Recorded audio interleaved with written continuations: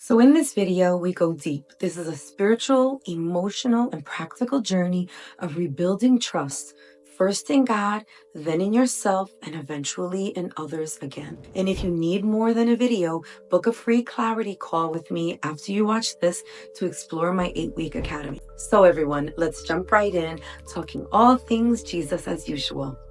Betrayal. Betrayal will change you, not just in how you feel, but in how you see, how you walk, how you love, how you view God, and even how you see yourself. Maybe you gave your heart to someone who mishandled it.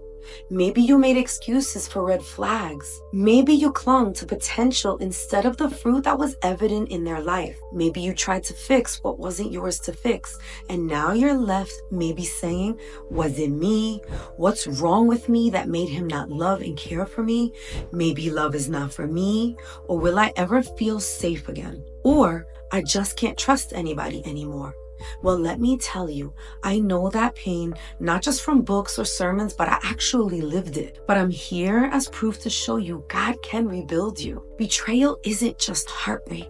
It's soul fracturing. It's watching someone you love and trust slowly diminish you with every lie, silent treatment, manipulation, or gaslighting. You start to second guess your own memory. You walk on eggshells trying to avoid conflict, and you give 100% and they give you breadcrumbs. And worst of all, they say they love you while doing it. But here's what the enemy doesn't want you to realize. Jesus himself was betrayed. Judas sat at the same table. He ate the same bread and he kissed the same face he would betray. And Jesus knew it. Yet he still loved. Psalm 41:9 tells us that even my close friend, someone I trusted, one who shared my bread, has turned against me. So if the Savior of the world was betrayed, then your betrayal isn't a sign that God abandoned you. It's proof that he understands you. Some of you were silently dismissed, emotionally manipulated, blamed for everything, loved one day and then shamed the next. He may have even quoted scripture or went to church, but behind closed doors, you felt like you were begging for love, validation, or just simple respect. That's not love though, my friends. That's control. See, love is not confusing. Love does not abuse. Love does not cause you to lose yourself. In 1 Corinthians 13:4-7, it says, love is patient. It's kind. It does not envy. It does not boast. It is not proud. It is not self-seeking. It is not easily angered, and it keeps no record of wrongs. We have to finally let the word redefine love for us, not our trauma. See, you trusted this man and it fell apart. So now you secretly think, can I really trust you, God? Why did you allow this to happen? Why didn't you warn me? Why didn't you stop me? But in Proverbs 3:5-6, it says, trust in the Lord with all your heart and lean not on your own understanding. See, sometimes healing starts when we release the why and grab hold of the who. God is not the one who hurt you. God is the one that will heal you, and he won't blame you for what you walked into, but he surely will walk with you as you go to him for your restoration and healing, learning what healthy love is from a God who actually created love. See, the Bible in fact says God is love, and the only way to experience its authentic values is to abide in God, to abide in Jesus. So let's now talk about why you feel it was your fault.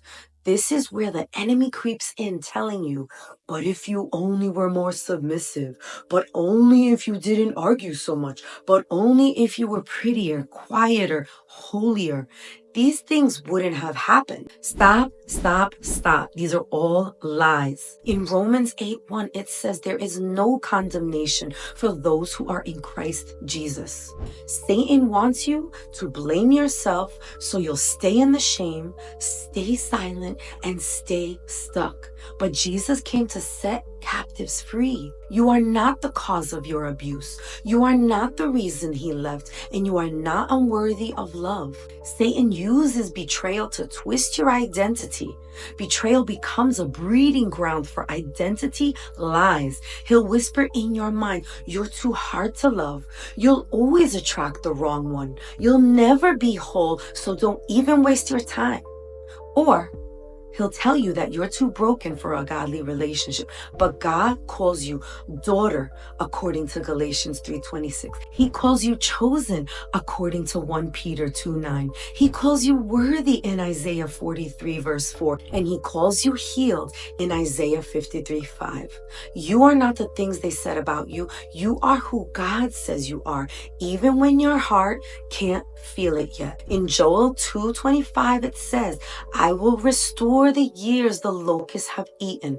See, God wants to rebuild us. There are conditions, though. You have to give up your will and start walking in His. So if your way didn't work, it's time to start taking heed to the Creator's guidance.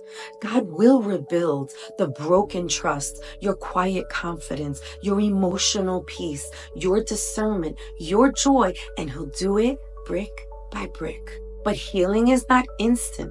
It is not linear. You'll have days where you miss that person. You'll have days where you might cry randomly. And you might even have days where you wonder if you should have stayed. That doesn't mean you're broken, though. It just means that you're human. And in Psalm 34:18, it says, the Lord is close to the brokenhearted and saves those who are crushed in spirit. So be okay to cry in His presence. Journal write it through the pain and walk through it, not around it. And if you fall, you just get right back up again. Trusting again isn't about jumping into a new relationship. It's about trusting God's guidance and protection and trusting that you are worthy of real love. Start by being honest with God, then slowly forgive yourself. Take the lessons He gives, keep the boundaries, and open your heart fully to the Lord. Friends, you are not broken beyond repair. You're just in the middle of your miracle. You've survived betrayal, and now it's time to rebuild. That's why I created an 8-week academy for women just like you. 8 weeks of one-on-one deep coaching with me, pre-recorded soul healing teachings, and then daily access to me via text for prayer and support. This is more than just a course. It's a safe place to heal, and I'd be honored to walk with you. So book a free clarity call with me down below, and let's talk about where you've been and where God is taking you next. And I'll see you all on the next one.